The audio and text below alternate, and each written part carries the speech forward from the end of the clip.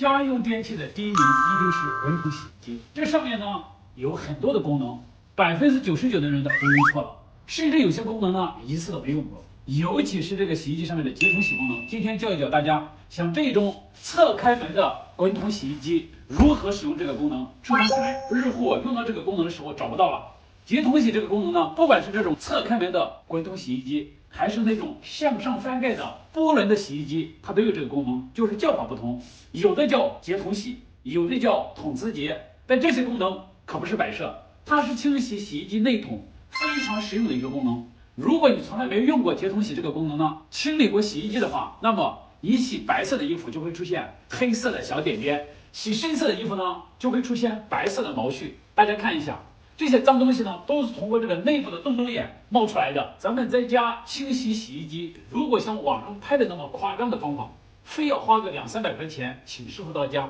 帮您的洗衣机大7、8块才能清洗干净吗？这样的方法它不仅浪费钱，还会大大的降低咱们洗衣机的使用寿命。所以不建议大家频繁的去拆卸咱们的洗衣机。如果你想在家把洗衣机的内筒清洗干净，不要相信网上那些偏方，放什么科乐白醋。或者往这个涂料壳里放什么洗衣液，都是没有效果的。真正有效果的方法，就是将咱们洗衣机里面呢放入专业的清洗洗衣机的清洗液，专业的清洗剂呢也不要直接投放在这个涂料盒里面，我们呢只需要把这个清洗剂直接放到内桶里面就可以了。我们选择这种专业的洗衣机槽清洗剂，除菌率、除螨率呢都是3.9。